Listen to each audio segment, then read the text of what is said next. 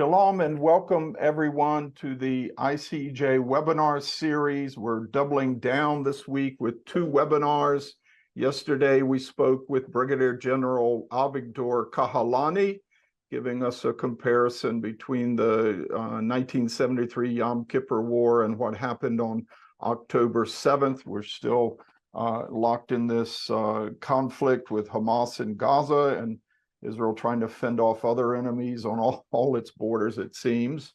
And today, our guest is a good friend of mine for many years, Saul Singer. We'll give a little more on his background, but good to see you, Saul. Good to see you, David.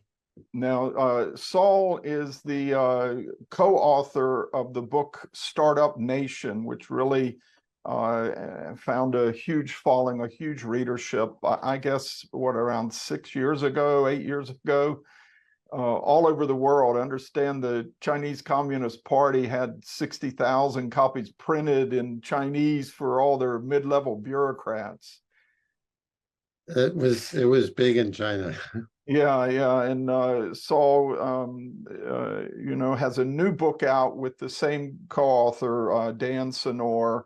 It's called The Genius of Israel, the Surprising Resilience of a Divided Nation in a Turbulent World. It's by Simon and Schuster, just published November 7th, 1 month after the October 7th war.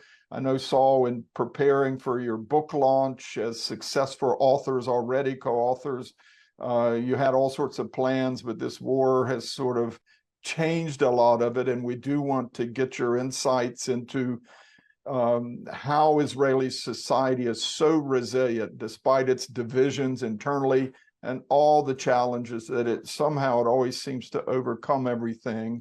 But Saul and I have known each other since the early 90s when I lobbied for Israel from 91 through 95. In Washington, in Congress, and Saul was a foreign policy defense advisor for Senator Connie Mack, and he was very helpful in several initiatives that we had there, and always appreciate him. He made Aliyah, probably a little ahead of me, started working for the Jerusalem Post as their editorials page editor. Saul, I think it was right about the time you were leaving to write the book that you sort of recommended me and the Christian Embassy to partner with the Jerusalem Post on the Christian edition. So we didn't work too long together as colleagues at the Post, but you become a successful author about Israeli innovation, technology, but now you've got something more about the secret of Israeli society's resilience. We want to hear about that and sort of apply it to this massive challenge Israel has right now with jihad on all its borders and having to root out Hamas from Gaza and get back these hostages. But give us a little more on the genius of Israel, why you wrote the book, and what is its overall message about Israeli society.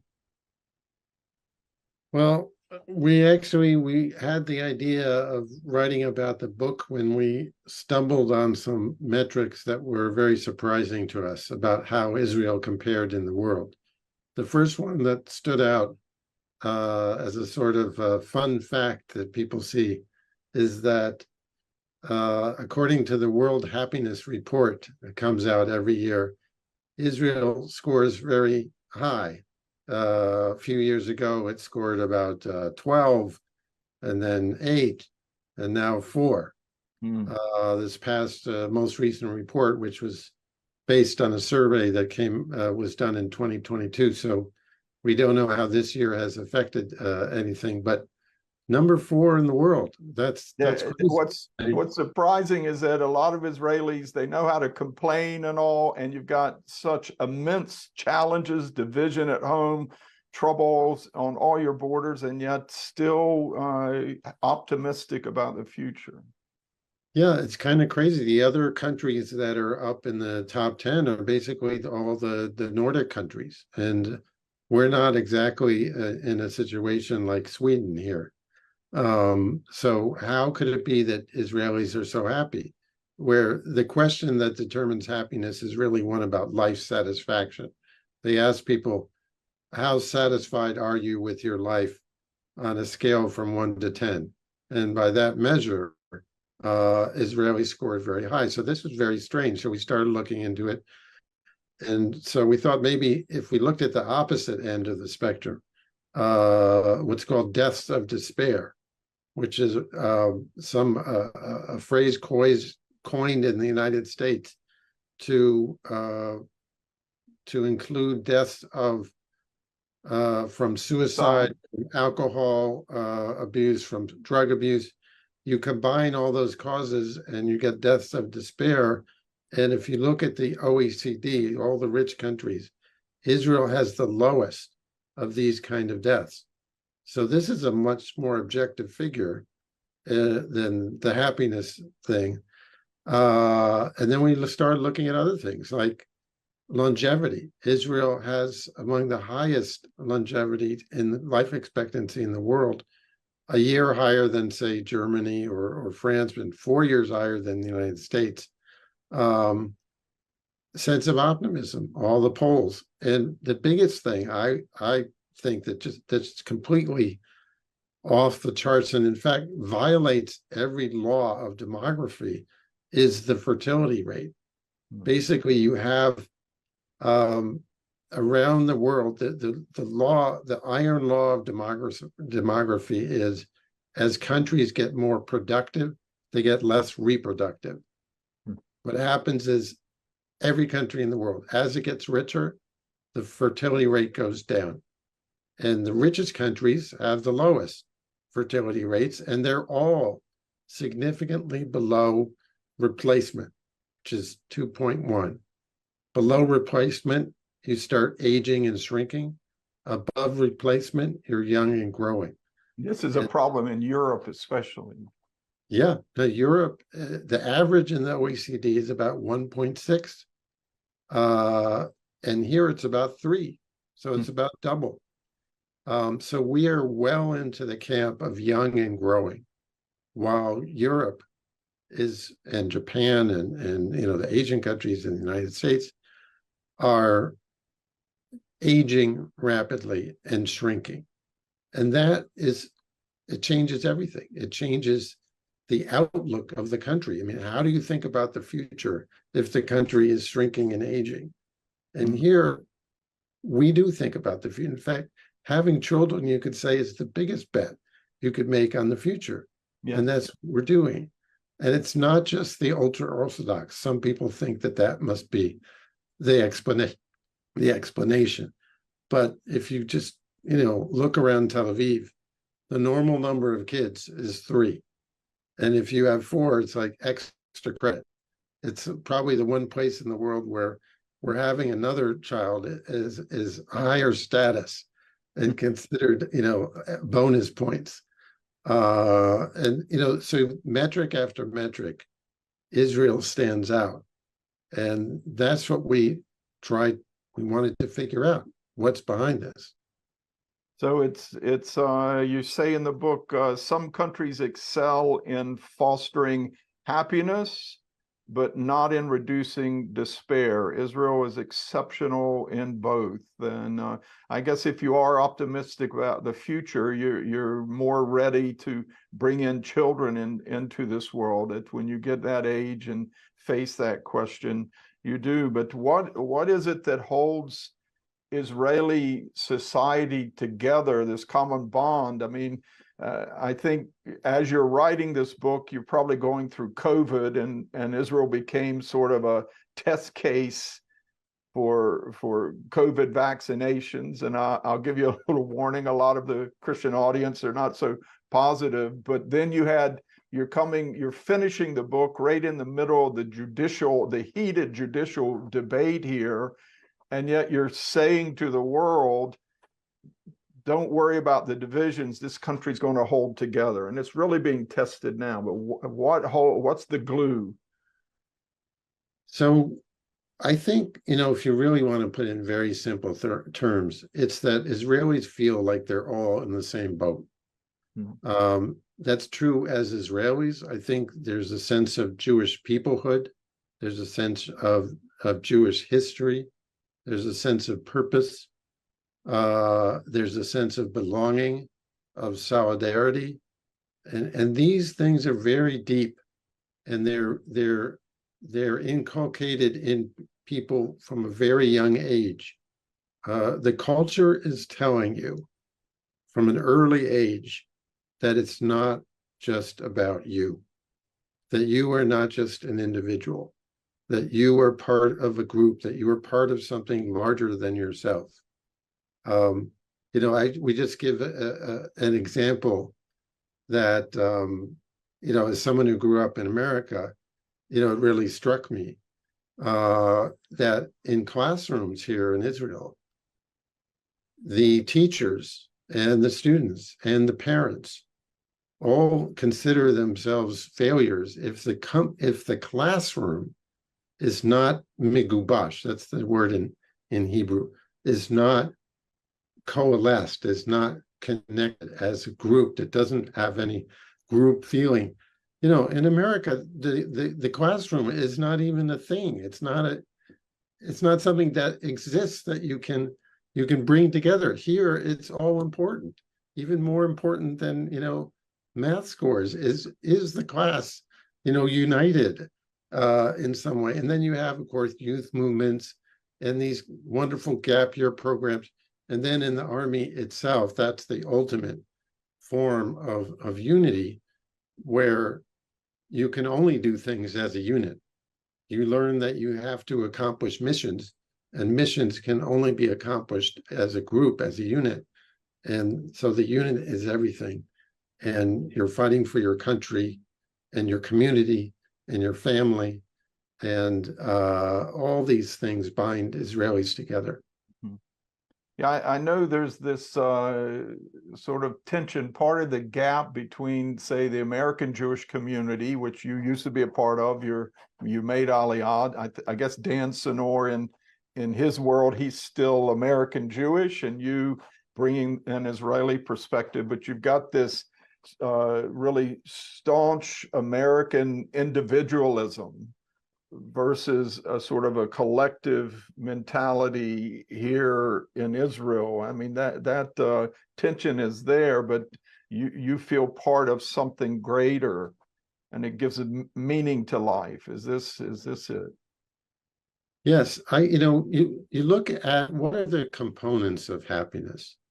There was an 80-year study, in fact, it's still ongoing at Harvard, where they started examining very closely, I think about 40 Harvard students in the right around World War II, and just following them through life and to see how they turned out in terms of their marriages and their careers and everything. And at the end of this, after 80 years of studying, the head of the study, he gave a very Robert Waldinger, he gave a very successful TED talk about this and book. Everyone would ask him, so what's the secret to happiness from this study? And he said, it's one word: it's relationships. And this is because we're social animals. We need human connection. If we don't have connection, we actually get sick. We get depressed. Loneliness, there's studies that show that loneliness can be as bad for your health as smoking 15 cigarettes a day. And Israelis have less of this. They have much more human connection at every level. I mean, the family, I think, is maybe the most important one. And we have a chapter in the book, my favorite chapter title, I think, is Thanksgiving Every Week, because we have this ritual in Israel that's very Shabbat strong. dinner. It's Shabbat dinner, Friday night dinner. And it doesn't matter, it's obviously originally a religious ritual. The beginning of Shabbat is Friday night and having dinner, special Shabbat dinner, a blessing on the wine, on the bread. But secular Israelis as well, they may not do the blessings, but the family gets together. You go to your parents' house, you bring the kids, and you better we have a quote from Noah Tishby basically saying, if you don't show up at your parents' every week or every other week, you're in trouble. Mhm. So this is multi-generational. It's the grandparents, the kids, and the grandkids getting together every week. I mean, so in other places, you get together once or twice a year. And so, and grandparents are very involved in helping to raise the children.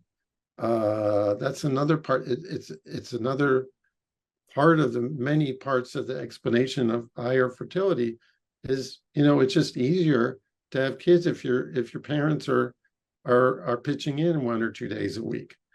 But this closeness of the family and having larger families, that's also a factor, is critical. I just want to also mention, in terms of individualism, what you mentioned before, very important. Jonathan Sacks, Rabbi Sacks, the Great late rabbi. Rabbi Sacks Great. from, I think your listeners probably know who he is. Um, Chief he, Rabbi of the UK.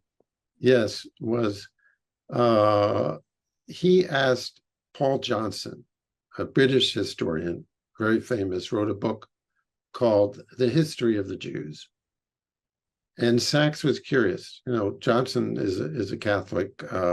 He's written many histories, and he wrote this history of the Jews. And Sacks asked him, "So, what's your big takeaway after having studied this so intensely?" And he said, "The Jews have managed to do something unique, which is to strike a balance between two things. There are countries that are very individualistic, like the West, like the United States, and there are countries that are more collectivist, like the East. But what the Jews were able to do was strike a balance between these two, between the individual and the collective or the group. And that's unique." And he was talking about Jews, and I think he's very right. But Israelis have added their own layers to this, have reinforced it. And that, I believe, is a big part of the explanation, because individualism, at the end of the day, if it's pure, if there's nothing balancing it, is not healthy. It's not human. We're Yeah. meant to be connected. Yeah.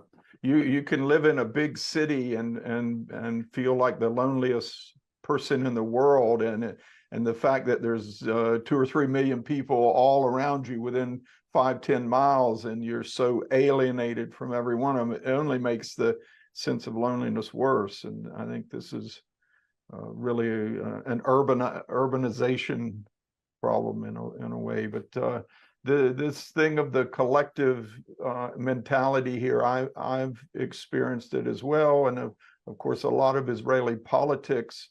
It's like you vote for your tribe. Whatever your ideology or your ethnicity, and Shas is always going to get so many votes. UTJ, the left, the European background socialists, and whatever you see it, but somehow the nation comes together. And you mentioned the army. It's they in the U.S. the army was a big melting pot, and was used as to experiment with integration and whatever ahead of society. But here it's a citizens army, and right now it's fighting a tough battle. How these unique characteristics of Israeli society and this common collective mentality, how is it helping Israel right now with the young generation fighting in Gaza? Well, as you know, David, because you're here, Israel is now, as you mentioned, just a month ago or so, Israel was at the heights, or let's call it the depths of division. We were very divided, and in fact, if the war hadn't come, which we certainly wish it hadn't, the divisions we saw, which were extreme, might have even gotten worse. They were headed in the wrong direction. And we went essentially within an hour. The people who were leading the protests, immediately when they found out that this was happening on October 7th, many of them literally ran to the front because they were, reserve soldiers. And they immediately took the entire apparatus of organizing the protest and basically went to the military and said, what can we do? And they mobilized, and they were doing things that normally governments would do, but they were, much faster and more effective. And we went basically from the depths of division to the height of solidarity. And what you have here is there's a word in Hebrew called Tzav Shmona, which means order number 8, which is the order you get when you're called up to reserve duty. And it seems like everybody in this country has either been literally called to reserve duty, or they are called to do whatever they can, volunteer, cover for all the people who are called up, help all the tens of thousands of people, the families of those killed, of the wounded, of the kidnapped, of all the evacuees from the north and the south.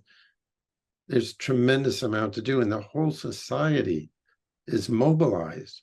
And it's really hard to describe because, you think of, I don't know, after 9/11, people coming together, or in London during the Blitz or something. But the level of mobilization and solidarity here is just incredible.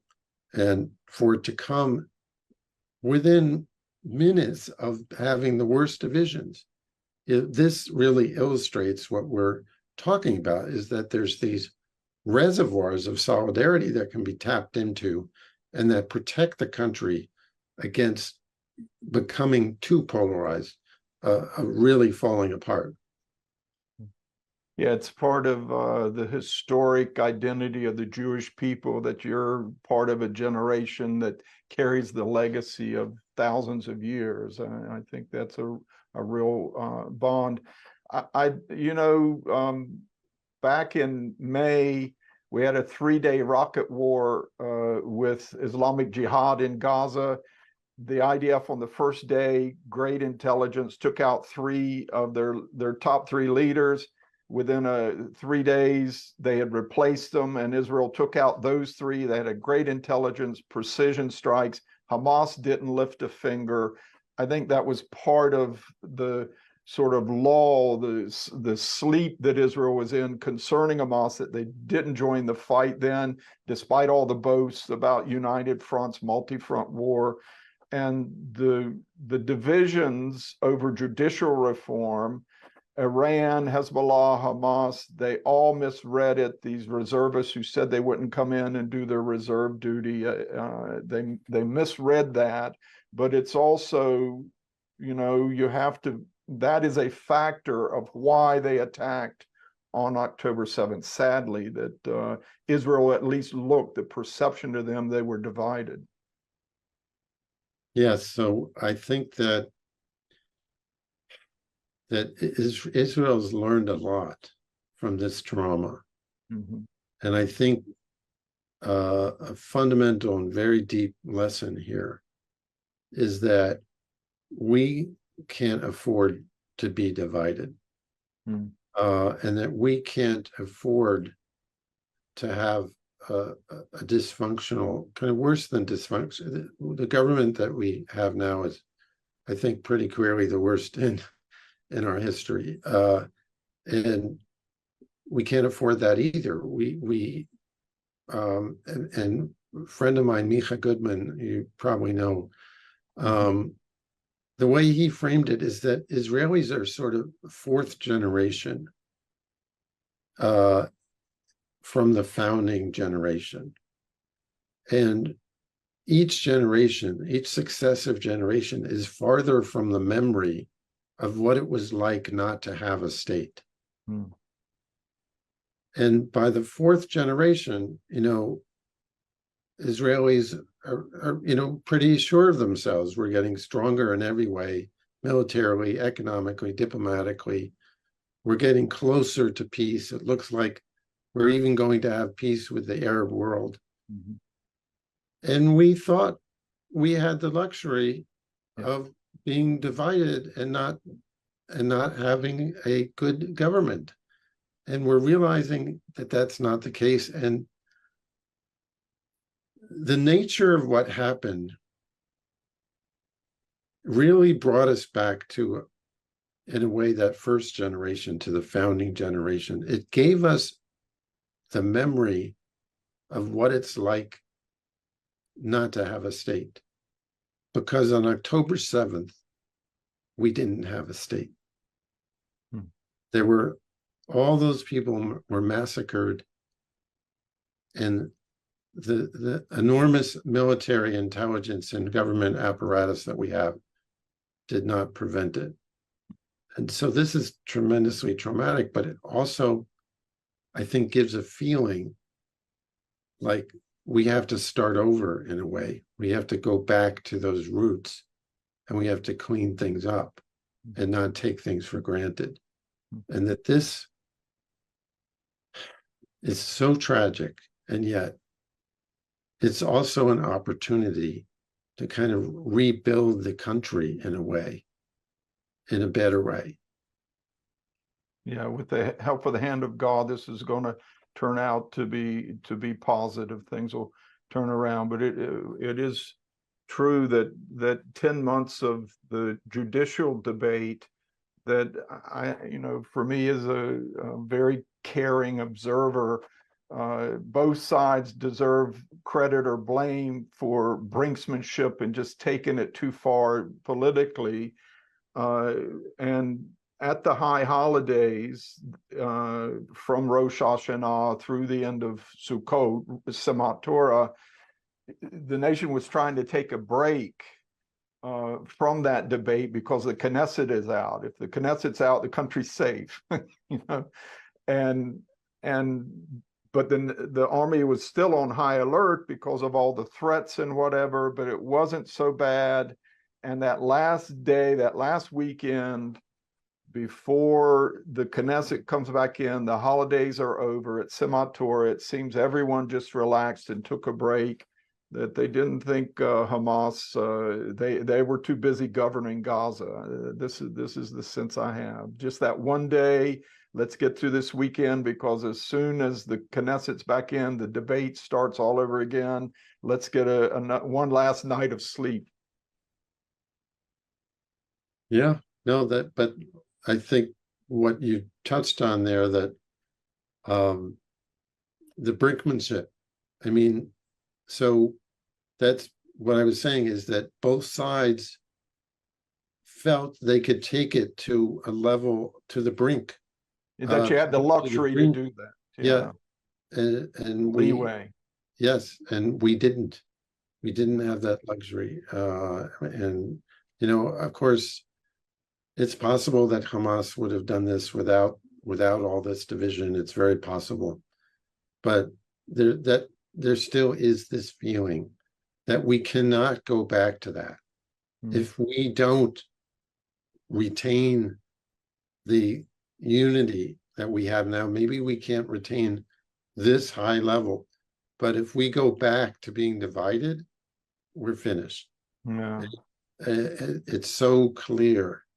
And so I really think that this is the big challenge going forward. We're going to get through this war, but what will determine whether we can really dig out of this hole, and we will be in a big hole, even if we win.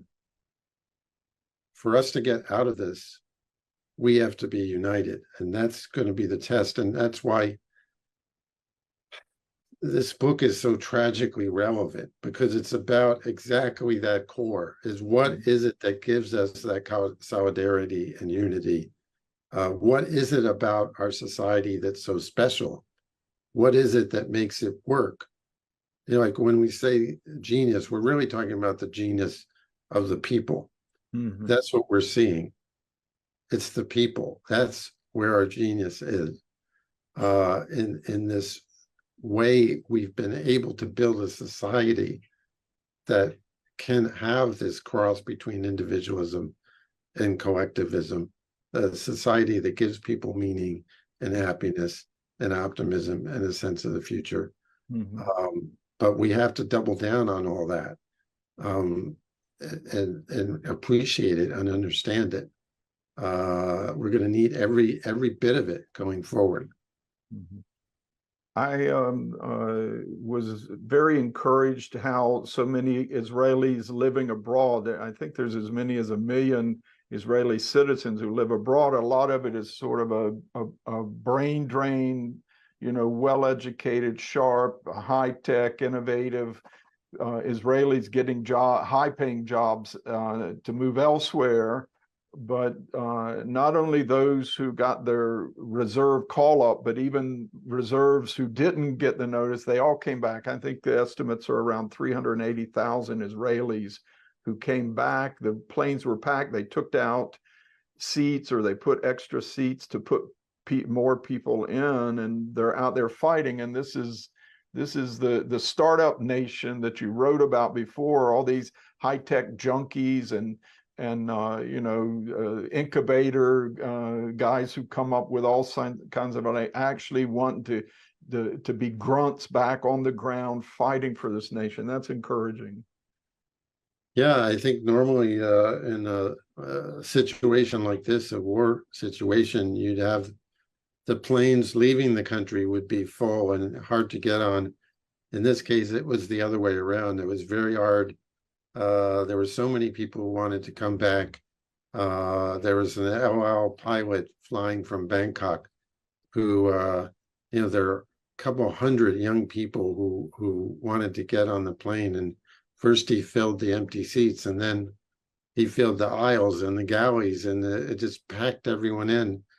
Uh, Seat belts or not, huh? Sorry? Seat belts or not.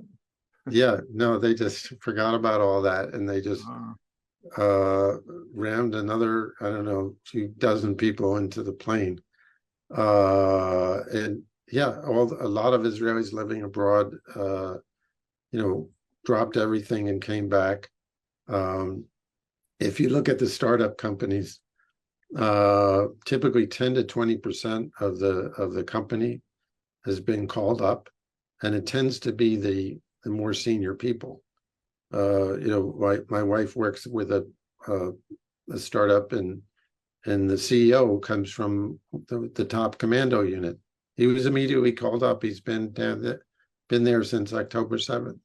And that's true across the board. I mean, what I think Americans may not necessarily appreciate, because for Americans, for most Americans, the military is something else, something that someone else does. mm. I think less than 1% of Americans serve in the military. It's Uh, optional. yeah, in Israel, it's what everyone does, and what the elites of the country do. It's not something that other people do. It's the elites who are the officers and the leaders, and that's part of what we write about in the book, is that our elites are serving elites. Their prestige is actually measured by their level of service, because, like, say, in the US and other places, if you want to judge someone's status in society, you ask them what they do, and you ask them, where did they go to school? So here you ask them, what unit did you serve in? And that changes everything, because the best schools it's a dog eat dog world to get into those schools. It's one against all, and you're selected for academic excellence. You're not selected for how well you work together with other people. In Israel, you can't get into those top units even if you're in the top academically or whatever. if you can't work with other people? Mm. So, we're selecting for very different kinds of people, for very different values, and it affects the society as you're growing up in the military, and then for the rest of your life. It affects everything. Mhm. Yeah, I know we're seeing it, what's called the Wingate Doctrine, where it's the commanders who lead the troops in the battle. They're out front, and you actually have a higher casualty rate among the officers than the regular soldiers. And we're seeing it in the high number of reserve officers that are among the 50-some casualties in Gaza right now. Yes. Yeah. Let me just share the cover of the book for everyone for just a minute. The Genius of Israel by Dan Senor and Saul Singer. It's about the surprising resilience of a divided nation in a turbulent world. Division within, challenges and troubles all out around, and yet somehow Israel always seems to overcome. I can testify that from 27 years of living here now, visiting since 1982. I've seen the march of suicide bombers in the second Palestinian Intifada for 5 years. I've seen rocket wars and COVID, and no matter what, Israel always manages to pick itself up, dust itself off, and keep moving. Saul, give us a positive, optimistic picture of what's ahead for Israel. Are we Christians? We're praying for this nation. Are our hope and our trust in the right place for Israel? So first of all, I want to thank the people on this Zoom for your support, the support of Christians around the world is very moving to us, very important. There was a rally, I guess it was yesterday, on the mall. 290,000 people. Yes. One of the biggest rallies ever on the mall in Washington. And there were a lot of Christians there. Yeah. And we really need to stand together for Western civilization. It's really the forces of civilization against barbarism and the people who support barbarism. The situation with anti-Semitism is horrible, but what I think people don't realize is that the anti-Semitism, whether it comes from the extreme left or the extreme right, is essentially a kind of an anti-democratic force of hatred. And the Jews may be bearing the brunt of it as usual, kind of the most and first, but it's essentially liberal democracy that is being assaulted, partly from the right, but the right is considered extreme. Okay, we know that they're extreme and we don't accept them. The problem is on the left, where I don't think people fully recognize, maybe until now, how dangerous this kind of ideology is. Jews right now feel physically unsafe, and that is a huge shock, and it's a terrible thing, and the whole country needs to stand up against it.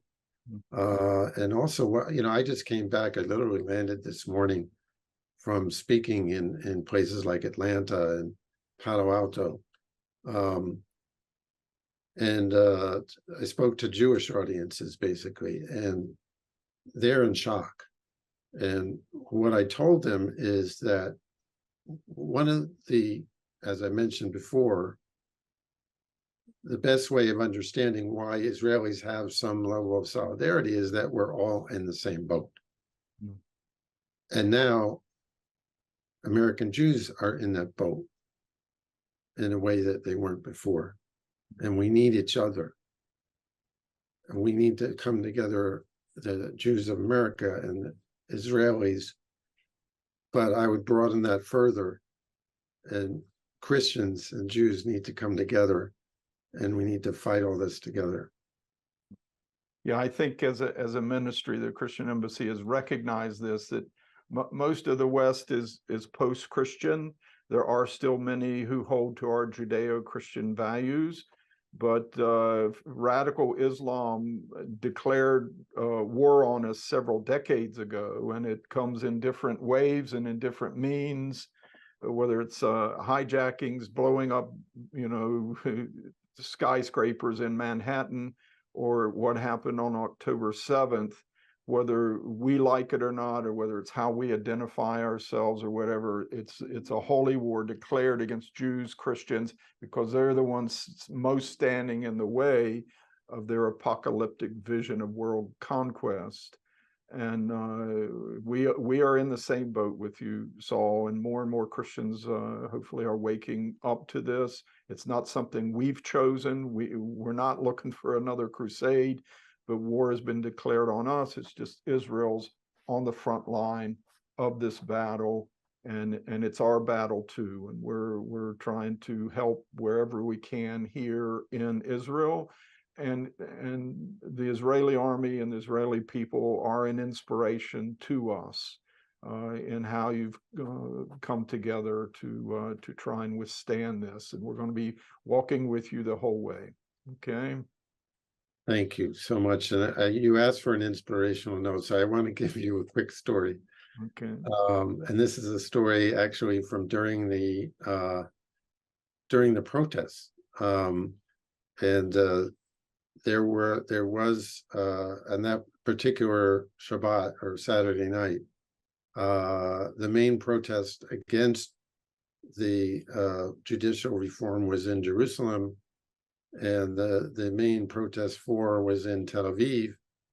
And in the train station in Jerusalem, there are these very, very long escalators to get up to the surface. And the protesters from one were going down, and the protests from the other were going up. And suddenly someone spontaneously starts reaching across and shaking hands with the other side. And then everybody started reaching across and shaking hands. And it became an iconic scene. There was a video of this that went viral. And there was even a cartoon in one of the newspapers, the head of one of the cover of one of the magazines. And it was a brilliant cartoon because it showed the escalators, and it showed the people going up and down like angels, and it showed the typical Israeli lying down on the ground with its head on some rocks. And it was obviously Jacob. It was Jacob's dream. It was Jacob's dream, and that's what Israelis were showing, is the angels going up and down. And that was during the heights or the depths of division. And now we've come together, and I really think that we're going to do it. We're going to create a more centrist functional government. We're going to come together in many different ways and rebuild this country in a better way. So I really am optimistic about the situation, as bad as it is now. Okay. Thank you, Saul Singer, co-author of the new, first of all, of The Startup Nation, and now a follow-up book, The Genius of Israel, The Surprising Resilience of a Divided Nation in a Turbulent World. Saul, you probably didn't think how timely your book would be. You thought it would just be a normal book launch, but here we are in this huge challenge, and we thank you for your insights and sharing all this, and we're asking everyone to keep praying for Israel.